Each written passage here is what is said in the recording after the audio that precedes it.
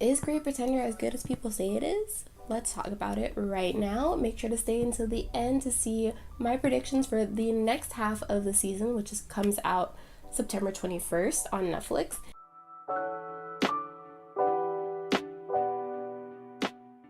So if you're not familiar with The Great Pretender, it basically follows a guy named Makoto Edamura, the self-proclaimed con man of Japan, until he runs into a guy named Laurent Thierry, who is a French confidence man who tilts the entire concept of conning on its head. With notable characters like Abigail Jones, my personal favorite, we'll get into that, and a whole slew of other conning side characters. We follow the adventures of the character around the entire world. I'm going to talk about each of the different aspects of it, and at the end I'll let you know if it's worth watching, if it's actually good. Let's first talk about the art style, which is my favorite part of talking about anime. The scenery and backdrops look like something that would be hung up in a museum almost. Like, it feels like, but also it's kind of simplistic in a way. It feels like one of those paint by number kind of situations going on with the scenery in the background.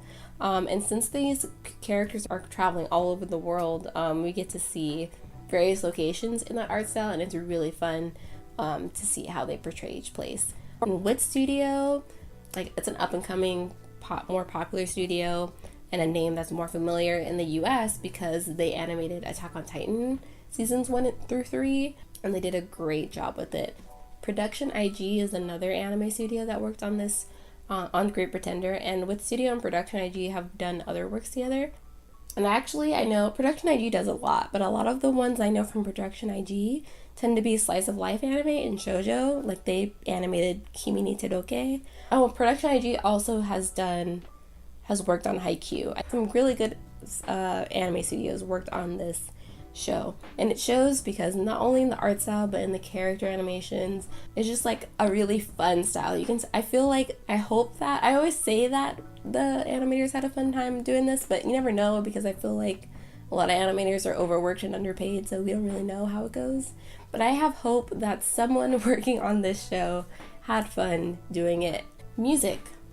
Let's talk about the OST, which I loved, by the way. I loved it because, number one, the opening felt like a jazzy, fun opening. It felt like a spy movie. I don't know, it was just fun. It was super high energy, and I like the style of, like, this really simplistic opening sequence. Also, they got a freaking Freddie Mercury song for the ending, which is really cool.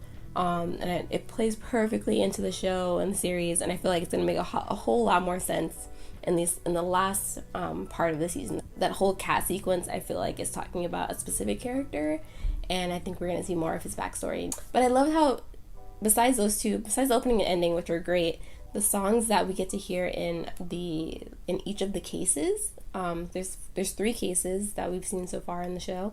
They have a specific style for each of them.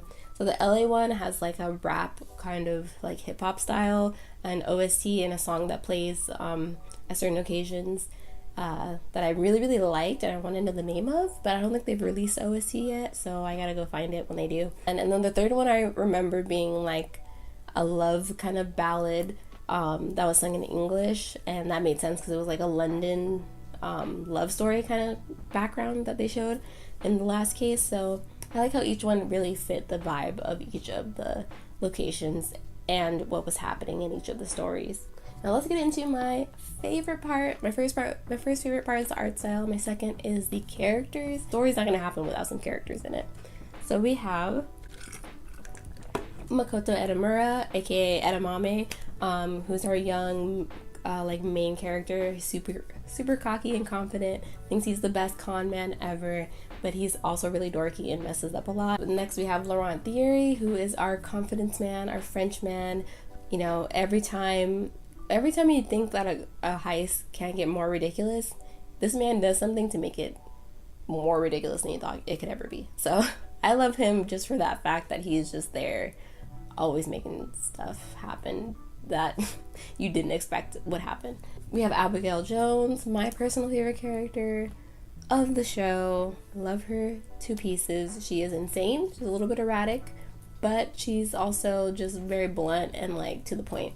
And she's a great actor. She can do literally any role, and she really like completes every heist that they do. And then there's Cynthia, who's like a prideful actor and another confidence woman who also takes a lot of pride in conning, and she's kind of like Laurent in how ridiculous she can make the heist get. Let's get right on into the main meat of the story, of any great story, which is the plot. And the plot of Great Pretender is interesting because it's several stories kind of broken up throughout the show, but it follows like the set of characters as it goes on. And like I said, we had 3 cases this season, so like 4 or 5 episodes for a case. So there would be like the first case was case 1, which is Los Angeles Connection. It's episodes 1 through 5, I believe. And there we get introduced to Makoto Edamura and Laurent Theory.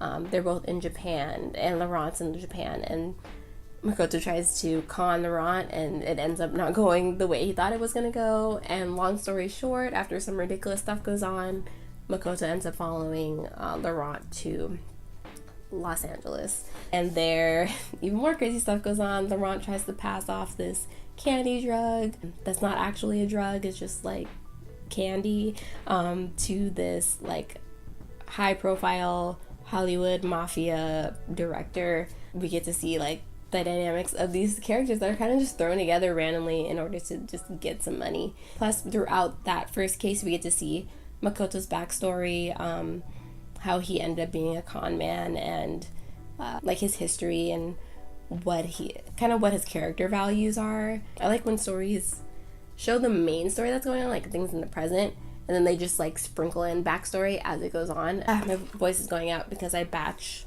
record these videos sometimes, so if you see the same setup and stuff, that's why. Case 2, Singapore Sky. We kind of meet the characters a few years after we saw them in Los Angeles Connection, and they involved themselves in a like a sky race, basically, where they fly these prop planes in a race and like try to win.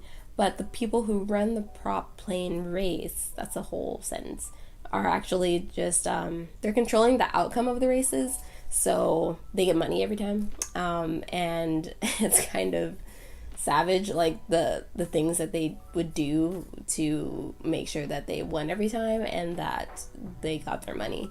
So they're trying to take them down, and I like how the characters in the show, or the characters, are always trying to take down people who are like bad people, because it wouldn't be as fun if we just saw these characters like conning innocent people all the time, because you're like, okay, you guys are not that great, which is kind of what Makoto does at the beginning, but they kind of switch it to where like Laurent's like, no, we're only con people who are super wealthy but are also just really bad.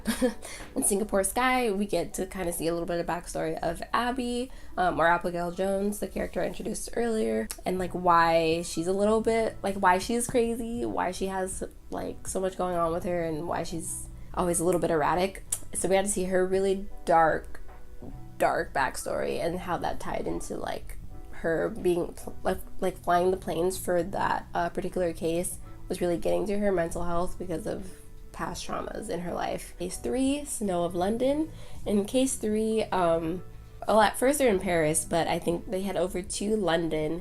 So this is the first case that Makoto tries to facilitate on his own without Laurent's help, because before that Laurent has been controlling all of the main heists and doing them successfully for the most part, so I mean it makes sense. And we get to see more backstory on Cynthia's character. Lastly, I want to talk about case 4 predictions. I can't wait to see the backstory of the character that they're going to talk about. The only main character we haven't gotten is Laurent, so I feel like his is going to be the last one. And it's going to be interesting because the cases so far have only been like 4 or 5 episodes long. But this case 4, is supposed to be the rest of the whole season, so episode 15 to 23, I think. So it's going to be pretty long, and I feel like they're going to incorporate all of the characters into it and all of their experiences that we saw into this last part. So I'm excited to see that, as well as see Laurent's backstory and what got him into conning and being a heist man and a confidence man and all that. And I'm interested to see like how that ties in with the ending theme, because in the ending sequence you can see like the cat and stuff like that, and I'm pretty sure that's him. And I feel like there's some woman involved, and it's some, you know, tragic love story with a French guy. Like, it's perfect for his character. And I'm guessing that's going to take place in France. I mean, they were in France for one episode in case 3, but I'm pretty sure they're either going to go back there, or it could be more global than that, because, you know, the second case, Singapore Sky, was in Singapore and not in the character's backstory that we got to see from that particular part. So, you know, it could happen anywhere. So I'm excited to see where it's going to take us. For the show as a whole, I think it's a fun watch. Definitely great for people maybe who are not into anime that much.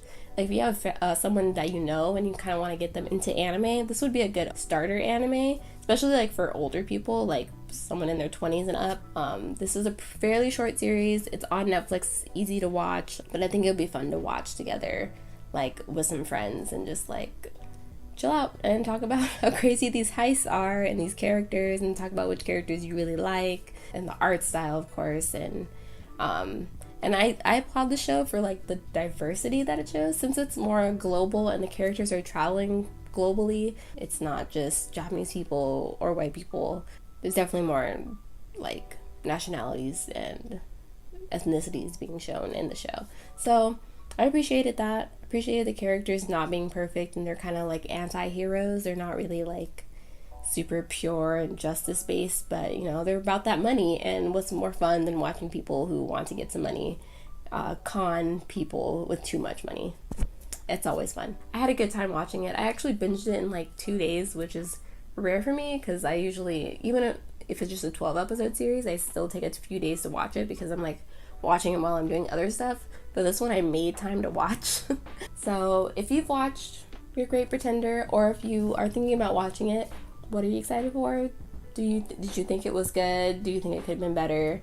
What are your thoughts on the show? Let me know in the comments down below, and I will see you in the next video. Bye!